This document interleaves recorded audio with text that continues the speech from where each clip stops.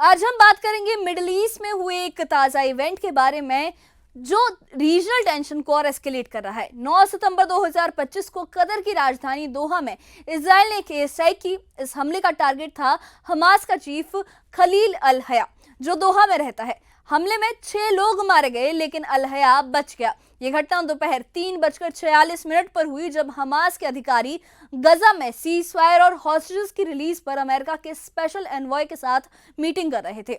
Israel ने कहा कि यह हमास को खत्म करने का ही हिस्सा है, जबकि कतर ने इसे अपनी सोवनिटी पर हमला बताया। अब हम इस घटना को डिटेल में समझेंगे। पहले रिएक्शंस, फिर बैकग्राउंड और इसका बड़ा कॉन्टेक्स्ट क्या है वो समझेंगे कि जियोपॉलिटिक्स पर इसका क्या इम्पैक्ट है। सबसे पहले इस हमले के तुरंत बाद क्या हुआ ये समझ लेते हैं।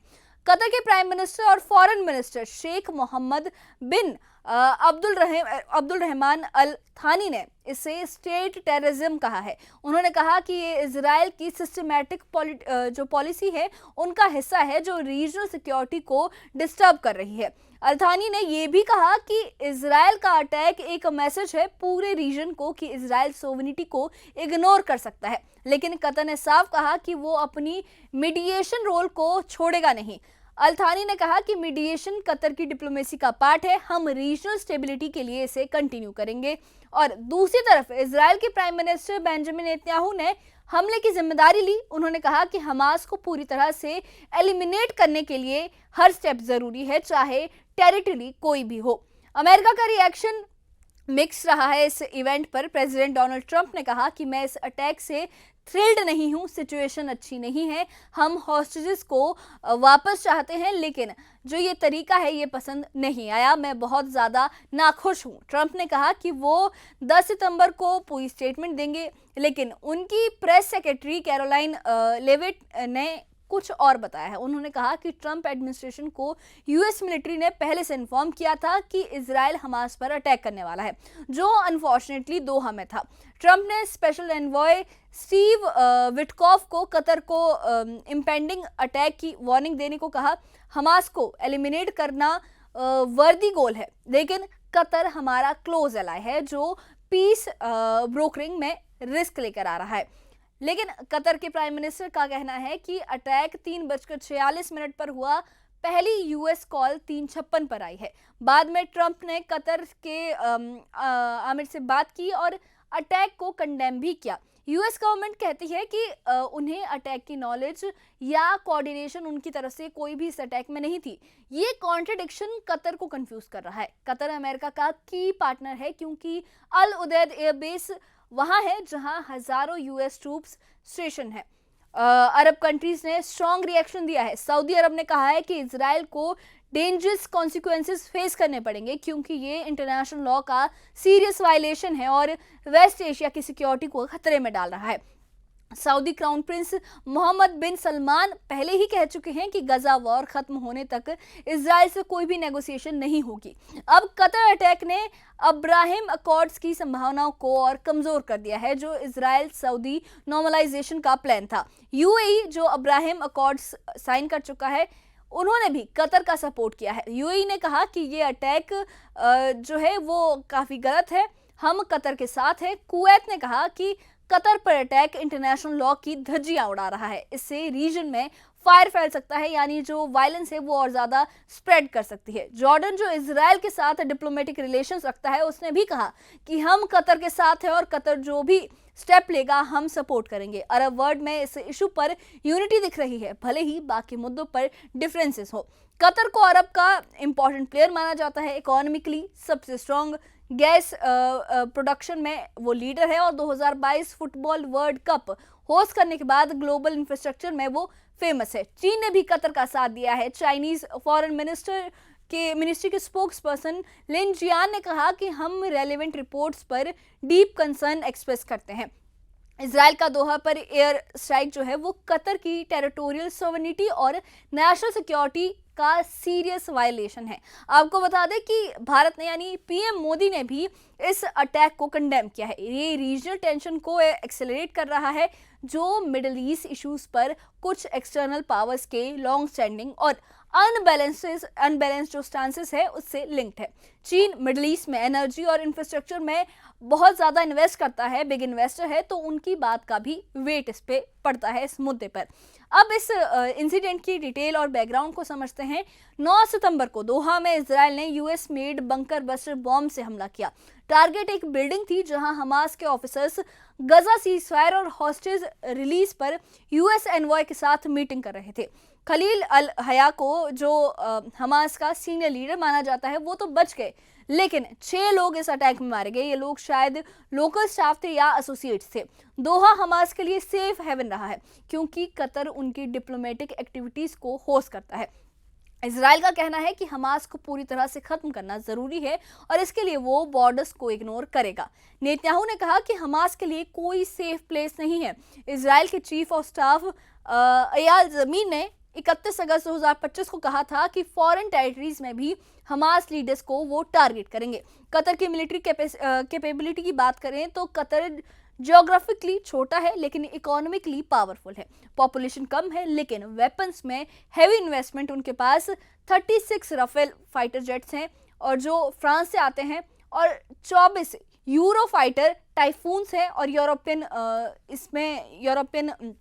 इन्वेस्टिंग है और यूरोपियन ये डिफेंस सिस्टम उन्होंने ले रखा है, और 37 F-16 ईगल्स यूएस से उन्होंने लिए हैं। ये अरब कंट्रीज में स्ट्रॉन्गेस्ट एयरफोर्स बनाते हैं, लेकिन कतर डिप्लोमेसी को प्रेफर करता है।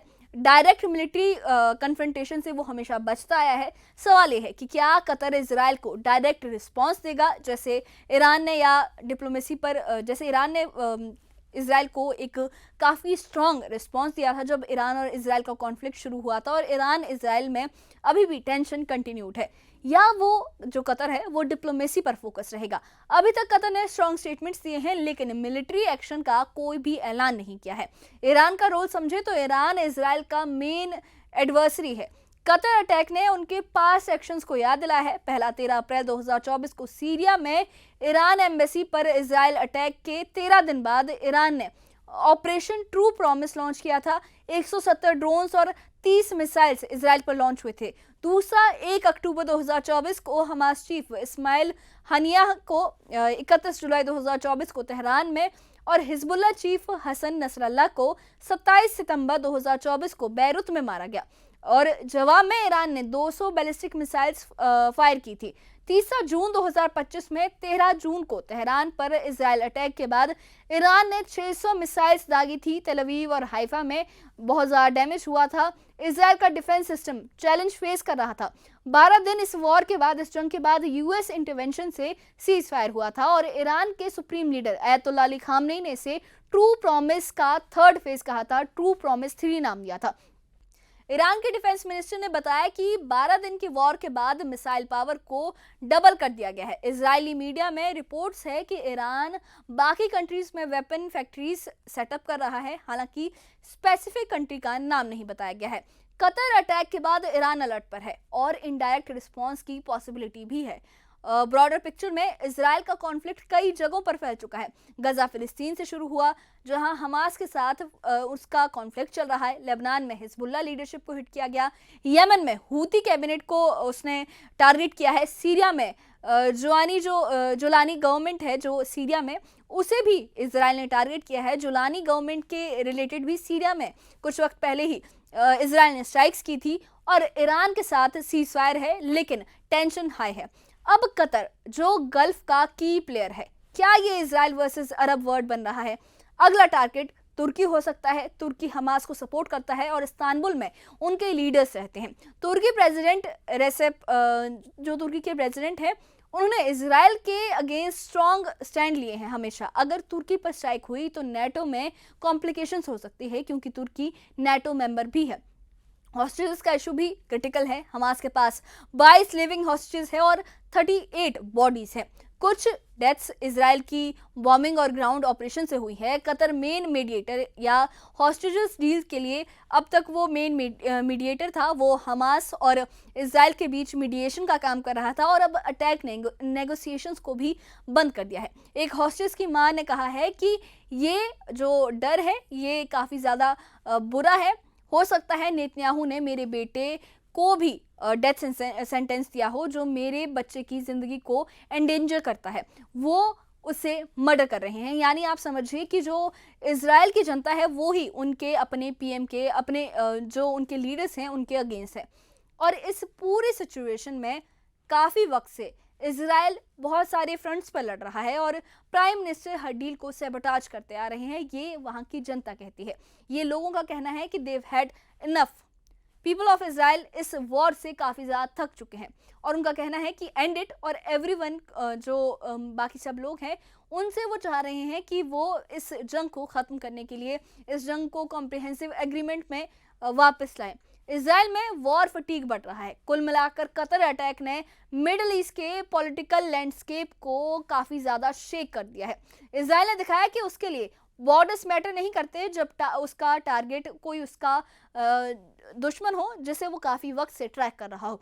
लेकिन ये अरब यूनिटी को टेस्ट कर रहा है, ईरान जैसी कंट्रीज को अलर्ट कर रहा है और यूएस रिलेशंस पर भी क्वेश्चन रेज कर रहा है। कतर की डिप्लोमेटिक रोल को चैलेंज मिला है, लेकिन वो मीडिएशन कंटिन्यू करने का ऐलान कर चुका है। सिचुएशन अभी डेवलपिंग है और फ्यूचर में काफ़ी ज़्यादा टेंशन एस्केलेट हो सकते हैं। हम इस अपडेट पर, इससे जुड़े हर अपडेट पर नज़र रखेंगे। इससे रिलेटेड आपकी क्या थॉट्स है, आपकी क्या राय है, हमें कमेंट बॉक्स में अपनी राय ज़रूर बताइए। और इसके बारे में अगर आपकी कोई राय है और अगर आपको इसके रिलेटेड कोई भी अपडेट्स चाहिए तो हमारे चैनल के साथ बने रहिए, हमारे चैनल को सब्सक्राइब करिए। शुक्रिया।